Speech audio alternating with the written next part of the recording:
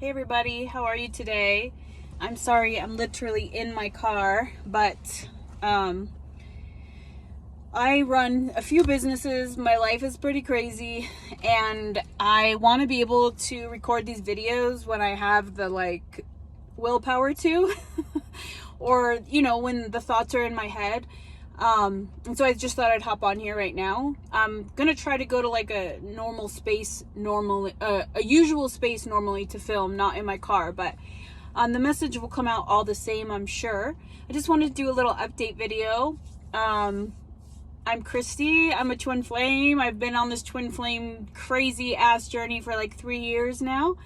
And I'm to the point now where I just want to try to help people. I want to see if what the knowledge that I've learned and the suffering that I've gone through can hopefully help others maybe not go through as much. Or just help you feel like you're not alone, because you can feel like you are a crazy person when you are dropped into this crazy journey. It can almost feel like a curse at first if you don't really get down to the bottom of what this is and why you're going through it. Yesterday I talked a little bit about, the whole purpose of the twin flame journey is really to trigger your spiritual awakening, to lead your soul into the path that it was supposed to go down. It's a blessing, it's not a curse. And I know sometimes it feels that way. But I wanted to talk today just about a few different things. First off, I wanted to do a little update, excuse me, as far as where we are collectively. You'll know if you're in my collective because the things that I say will resonate with you, and you'll kind of go, yes, that's how I feel too. I understand that. It's exactly how I feel. If you're not in my collective and the things I'm saying to you don't resonate with you, don't force it. That's not how this works. You'll meet the right people that you're supposed to, that are there to kind of guide you and partner with you along this crazy ass path. I've been on this journey for about 3 years now. Like I said in my video yesterday, going from a self-absorbed, world-driven person to where I'm at now is just like night and day. And again, that's the purpose of this journey, is to wake your ass up, to say, hey, you're not living the way that I want you to live. That's God's way of saying, get up, that you're completely on the wrong path. Your twin is dropped into your world as your spiritual awakening. And it's brutal at first, because when your ego dies, you feel like you're dying mentally. You feel like you're losing your damn mind. That's how it feels. But you're not. You're just losing the ego part of your mind that has been driving you down the wrong path for so long. You're about to open up into your soul, which is where you want to be. It's where abundance comes and everything good comes, is when we operate from here. Right now, if you're on this journey and you're in my collective, the divine feminines have probably been on this journey for a few years now, a lot of us. There's no time doesn't even exist, so not necessarily, but my point is, you've been doing this for a little while at this point, and you are to the point where you've kind of gotten a grasp on what you're going through, or you're just entering this crazy ass journey, and I'm here to help you enter. Either way, as a collective right now, where we kind of are is at a crossroads of some sort. The divine feminines have come to a point where they acknowledge they're on the twin flame journey. They're not getting off of it. It's not going anywhere. This is part of their story. This is part of their calling. They've accepted it. We've come to the place where we're not angry anymore, per se. We're not bitter. We're not chasing. We're not forcing. We are to the point where we're allowing. And we're sitting in that unconditional love, and we know the truth. We know the truth. And there's power in truth. And on the other hand, the divine masculine is at a place still where they are fighting the truth. Their soul's calling, their mind. I mean, it's essentially one big fight after the other for them right now. One of the big questions that I wanted to cover today was, and this is will kind of lead into that, is why do specifically divine masculines on this journey stay in situations that are less than, not good for them, not where they're supposed to be? Why do they do that? If this is my twin flame, why are they still over here when they could be experiencing what I'm experiencing? And the short answer is they are a little bit behind you. We're triggered on this journey first for a reason, so that we can be the guiding light and we can lead with love. And they are still going through the process that you went through of waking up and understanding what it is that they're dealing with. They know, trust me, they know just as much as you do what this is. They can say they don't. They can act a fool and say, I don't know if I believe in soulmates, I don't know, blah, blah, blah. They know, trust me. They're your soul. Your soul is the same as theirs. They know. If you're a fighter, so are they. They know. They're just stubborn as hell. Most of them. I was stubborn as well. I'm not saying like, oh, it's just them. That's why we go through this awakening. To knock us off our pedestal and say, hey, get over your freaking self. Get out of your ego mind and get into your soul. I was stubborn as well. But the divine masculines take stubborn to a whole nother level. And it serves a purpose. I mean, the reason that they are in the relationships and situations they're in right now are to teach them a huge lesson. And 99% of them will be in some sort of controlling situation, whether it be a job, a family dynamic, a relationship that's just shit. Like someone tells them what to do all day long. They have to check in if they want to go somewhere.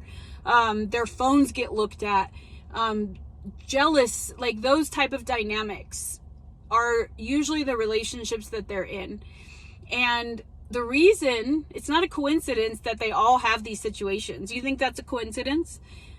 The reason is God is trying to teach them to choose themselves. Choose yourself, buddy. Choose yourself. Not your mom, not your dad, not the girlfriend that's threatened to do whatever to you, or she'll die if you leave her, or your family will look at you a certain way. This is here for them to learn to choose themselves and to choose what's going to make them happy and their soul's calling. They can fight it tooth and nail, which some of them do. And I mean, that's going to lead into the next topic right now, which is the ones that are still fighting it and choosing to literally turn their nose up at their calling are going to have to go through another cycle of this crazy. It's their choice, right? You can't force them to do anything. That's what a karmic situation does. They try to force them into staying, or they manipulate them into feeling badly. Their family might make them feel horrible if they want to do this or that, or they feel like they have to carry the load of their family on their back. Like they're responsible for their, I don't know, just so many different situations. They're usually all the same. And it's there to teach them it's time to choose yourself. As far as us divine feminines go, we kind of came to that lesson, I would say, a while ago. Most of us are in the spot where we are choosing ourselves unapologetically, not to the point of harming others. I'm talking about, I can't be a good mother. I can't be a good friend. I can't be a good sister if I don't choose myself. The biggest lesson that we are all being taught in this as well is that you don't just stay in unhappy situations. I don't care how long you've been in a relationship. I don't care how long you've been in a friendship. If the dynamic is not healthy and it's not making you happy, you need to exit that situation. And some of the divine masculines are not quite getting that lesson yet. You guys, you divine feminines might have a soulmate coming in. I mean, God's not going to let you sit there forever by yourself. God loves you. God doesn't want you to be miserable.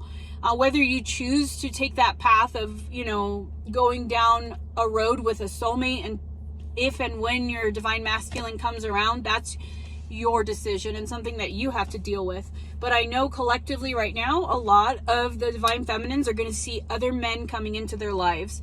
That's what's happening right now. We are being given an option, a choice of another party or a relationship that we can have if our divine masculine is blatantly choosing to not follow that call. And we are to the point in this awakening where they know. It's not for lack of ignorance. Some of them are just being stubborn as hell and deciding to sit in comfort over what they know to be truth. Some of them are choosing money. I can't leave a situation because I can't afford it, or because this person will take my money, or because how would I do this or that. And if you're still thinking that way, you're missing the whole point of all of this, is that you create your reality. You create your next step. There is no can't. I hate that word. I despise the word I can't, because there's nothing that you can't. No, get that out of your vocabulary. I can't shouldn't be a word in your vocabulary. If you are called to do something, you do it. That's it, period. We are here as souls in this body, and we are to operate from our soul. If you operate from here, or from logic, or from tradition, or from I'm supposed to do this or that, you're going to end up unhappy and miserable. This is the crossroads that we are all at as a collective right now. It's kind of like, what are you going to do? It's go time. God's like, what are you going to do? You know, I've given you this calling. I've given you that knowing in your mind and your heart. Not just us, them too. They know. Are you going to follow this path that I've laid before you, that is your calling? Or are you going to choose to hop back on this wheel and run another cycle? Some of them will. Some of these divine masculines will choose to stay in toxic, or what they know, or tradition. And every time they choose that again, the circle around gets more and more brutal. This is not something that you can ignore. You cannot ignore this calling. That's not how this works. It will be with you till the day you die, even if you fight it until the day you die. To me, that seems like, why would you want to do that? You're given this calling. You're given this path that you know is for your highest good. And some of the DMs at this point are just choosing to ignore it, and they have every right. They have free will. They can do that if they choose to. Some of them are coming to the realization that they aren't happy, and that the only person that can make them happy is themselves. And they are choosing to take the brave steps to give themselves that happiness by following this calling. They're going to be rewarded for that, just like we are. Every blessing that's coming into your life right now, every manifestation, a lot of us have started businesses. We're seeing the fruits of our labor from this calling. Everything good that comes to you right now is because you chose to follow this calling, no matter how crazy you looked or sounded, no matter that you had to do this alone. Most of us don't have anyone to talk to about this.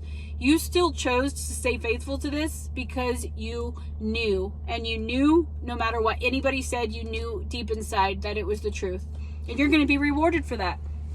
I want my divine masculine to come along with me and reap those rewards. I don't want him to suffer. I don't want him to go through unnecessary pain. But I cannot force him. That's what karmic relationships do. They force them to stay, or to abide, or to follow rules. That's not a divine relationship. Anytime you're in a dynamic like that, where you're being manipulated or forced, or you feel pressured, that's not love.